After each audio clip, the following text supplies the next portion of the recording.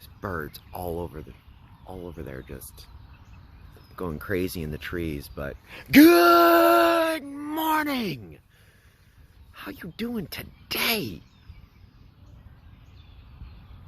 It's one of those days. I'm making this video entirely just because I find if I just make a video and video vlog, then next year or next month when I'm going through photos and I rewatch this video, something would be like, oh yeah, that's what was going through my mind. But sitting there and writing it takes me like 3 hours, and I like lose like half the details. So sometimes just in the moment, I'm like, I'm just gonna put it in a video because it'll just be easier. So this one, I'm gonna post this one, so it's not just these pile of videos and visual thoughts that I have for myself. Because then I can upload it to my YouTube channel and add it to those thoughts that go back for 15 years or so now, that like, wow, that's where I've been, that's where I was, that's where I'm coming from. Wow. So for some date context, today is September 23rd, approximately 10:02 a.m. Just left my men's Bible study group, and we were in the middle of studying Philippians. We actually just started, so we just did, today was talking about joy and how Paul's letter to the Philippians, he's talking about how joyful he is in just sharing the gospel, even though he's literally in prison, and that is his life right now, in prison. But it's not a negative context whatsoever. So my brain going on tangents, and I'm not sure this has anything to do with it, or if it's just some of the fruit of everything I've been going through lately. Go-karts and gas pedals is what I'm calling this for some odd reason. We're naming it now. We've started naming and titling my talks to myself. So you know how when you're on a go-kart track, for those of you who have been on go-kart tracks, it's basically high-speed bumper cars, because they value their go-karts. So there's the rubber wall that you can bounce into, or you bounce into your other players. Sometimes the go-kart has a little rubber barrier like a bumper car, and sometimes it doesn't, but they're still a little bit more durable. So most of the ones that I've been on it's a square bumper around me and then bumpers all along the go-kart track. Just going, I'm trying to avoid people because it's still a race, but occasionally you try to bump them and then you get stuck, and then there's three of you and then it's rubber, so it's all just sticking together. You're not exactly always just like bump and go. It affects you too. When you run into somebody, it affects your race, so you're still trying to avoid it. You're still trying to just zip through the race, avoid the walls, avoid the people, but there's minimal to no damage if you do bump into anything. Kind of like bumper bowling, where you're still going to make it to the end, just going to take you a little longer. And realizing that my co-pilot here is the Holy Spirit, who's guiding me the way. This is how I stay, and when I just respond, when I don't think, when I don't put my worldly brain and thoughts through the blender of, oh, this is what I need to do. When I just do. When you're racing, you just have to do. You don't always have that much time to think. So you just do, and you go, and you have successfully run your race. You've drove your race. You've learned how to drive. Well, you take those aspects and you apply it into real life. Well, done some road tripping in my time, and well, that also includes many miles. And well, when you're on open highway, speed limit's 75, speed limit's 8. Well, I don't think there's any speed limits 80s, but still, you're going a little bit quicker. It's 2 a.m. You're just cruising through traffic, if there's any, but then you're racing with some people, or it's just nothingness, and you're just going because you know where you're going. You're on 35 heading south, you're on 65 heading south, and you're just, look, I don't have to make a turn for 135 miles. Go. So if I add a little extra 5 miles an hour, 10 miles an hour to the situation, we'll go for it.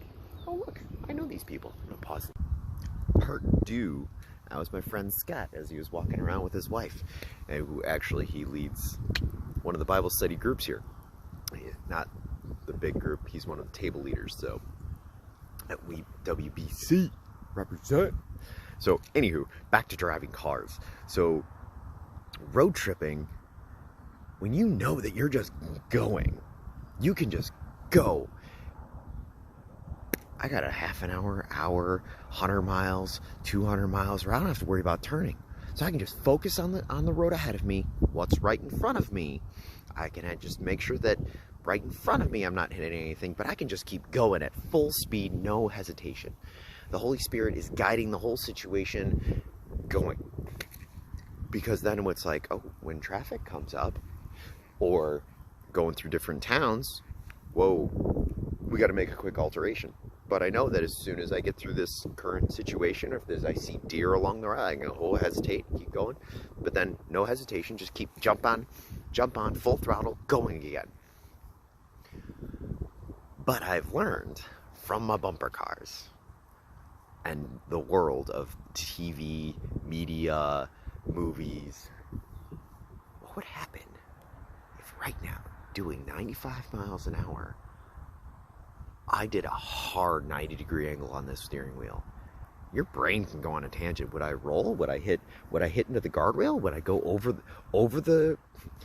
into the gully, over the hill, on oncoming traffic? Can I whip it around? Can I do a Tokyo drift and hit the e-brake and go? Your brain can kind of go through some things, and going through bumper cars. I've replayed these things in my brain, or I've watched these movies and I've put myself in those situations like, that's not good. Nope, shouldn't do that. Like, my niece and nephew and brother are sleeping in the car. They're counting on me to keep going safely.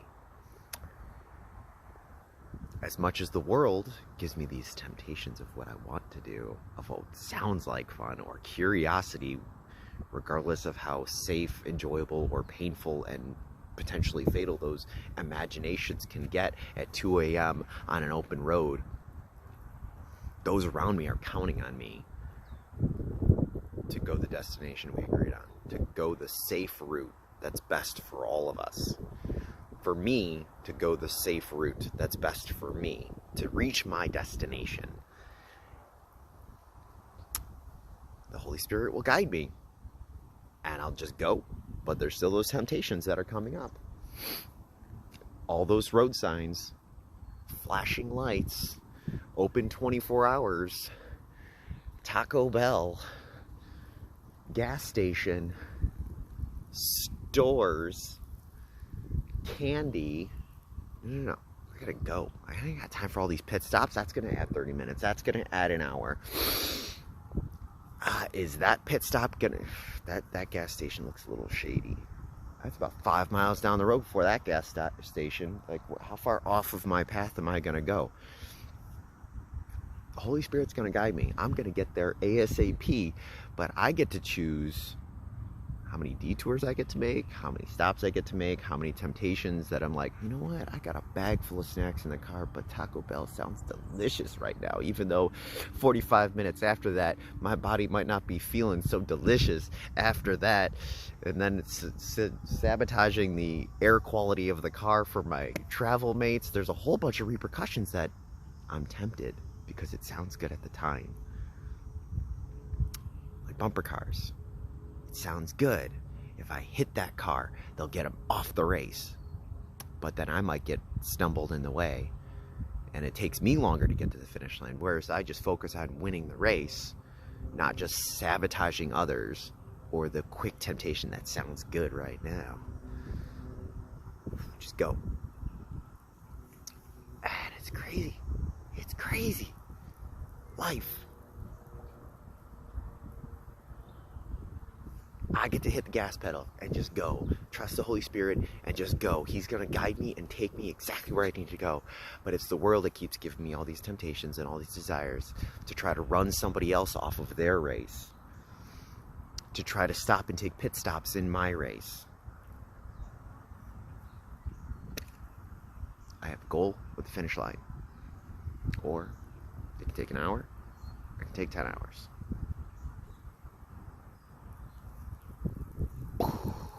That was in my brain.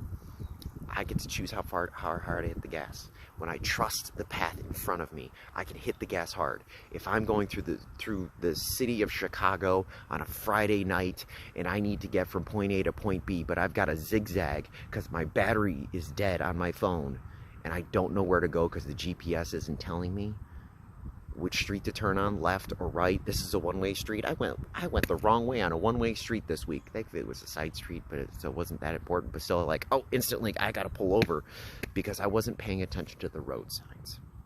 I was paying attention to just, oh, look, there's no cars. Okay, I can go.